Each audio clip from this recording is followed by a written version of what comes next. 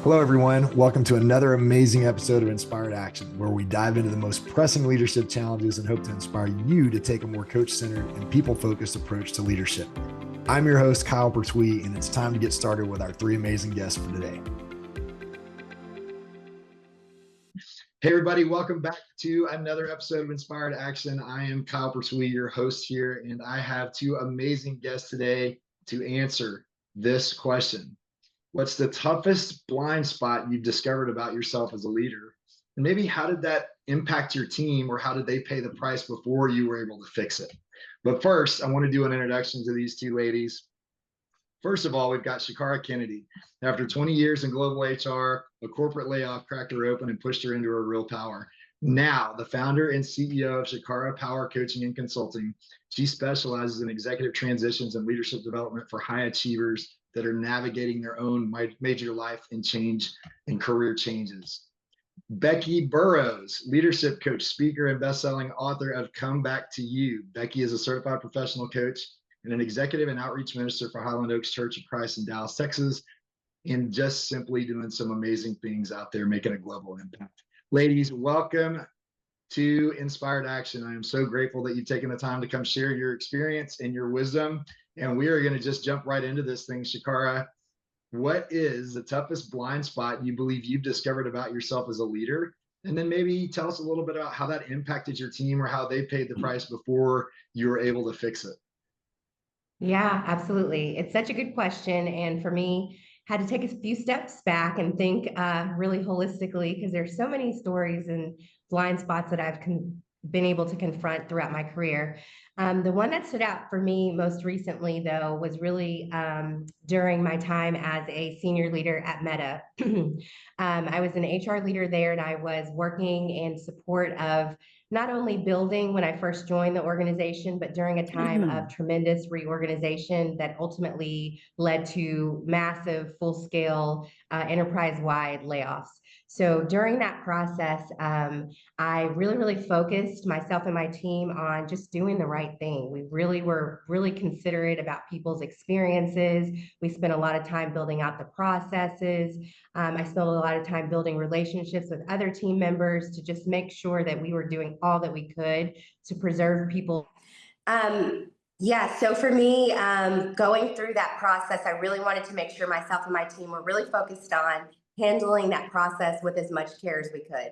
These are devastating situations for people to experience, so we were all in on maintaining integrity, maintaining respect, and just really thinking about other people's experiences, pouring everything we had into making this the right process, doing everything that we could.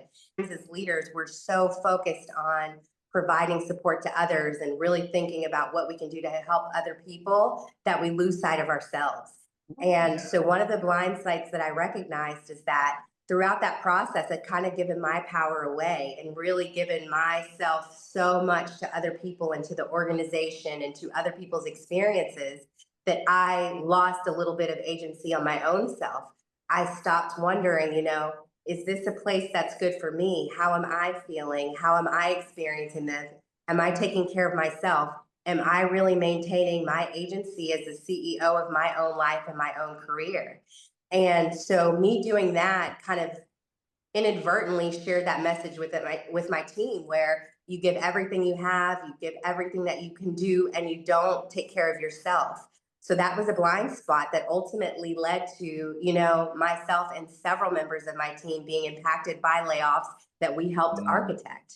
So I think that was really the catalyst for me to really think about leadership a little bit different, really think about myself really differently, and really make the intentional decision after 20 years in corporate to move into coaching and to really work with people, whether they're in corporate or not, whether they are an entrepreneur or not, whether they are a leader or not, really for people to just say, as a leader, as I contribute, as I give, as I do everything I can to be a top performer and, support the mission, I always have to be the CEO of my own career, my own life. And I always have to make sure that as I'm giving, I'm taking care of myself. I do my best work. I'm a better leader and I'm a better person when I take care of myself first. So that was a blind spot. It was not an easy one to learn, but I just feel so grateful for that opportunity. And I've had the opportunity to connect with, the other members of my team that were also impacted and support them through their transitions. So it's been such a learning experience for me, for sure. Yeah, I'm sure. I mean, it's kind of that fallacy of the always on leader, right? And it's not like burnout just automatically hits you in the face one day. It's that slow build, and Yeah. realizing that the same energy that allows people to be so great at serving others has to be the same energy that we apply to ourselves. I mean it is, and we very quickly forget that, right? So Has to quickly. be Yeah. intentional. I love it.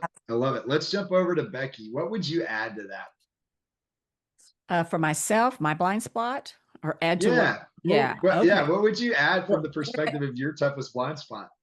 the hardest part for me is keeping it singular. I've been in leadership for 50 years now. My very first leadership role was when I was a teenager and thrust into a role at this after school job I had, and being in charge of other kids my age. It was very daunting. And so I look back over my leadership career and I can see several blind spots and things that I have learned about myself over the years because I'm a learner and I'm always trying to, personal growth and development. One of the most recent ones has to do with I have a strong work ethic and perfectionistic tendencies. I like to say Mm. I'm a recovering perfectionist, but I'm not there yet. And what happens when Still, you're in a still trying to be perfect at that, yeah, right? what happens when you're in a leadership role and you're a perfectionist is one can fool oneself into thinking, okay, I'm in charge here. I have to have the most duties because I want to make sure they're done right and like I want them because it's a reflection on me. And you can go down that path, and I have many times.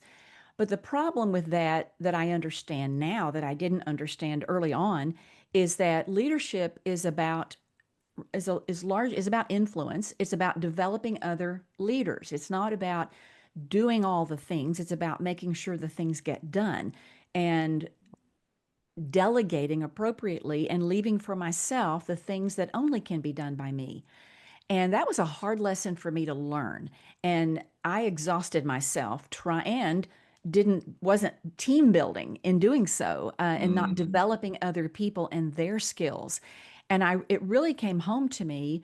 I had been kind of working on it, trying to do better at it, but I was coaching this man who had I can't remember what his profession was, but he had just been promoted into a leadership position. So he's now over several people. And he's talking to me about, I need help with time management and I need help organizing my day and all these things because he had just received an ADHD diagnosis. So he was sure that was it.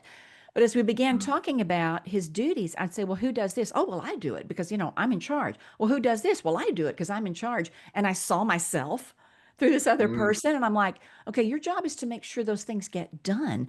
What kind of duties are you delegating to develop those under your leadership? And that's when he realized he wasn't. And therefore, that's why he had all these time management issues. And I saw myself.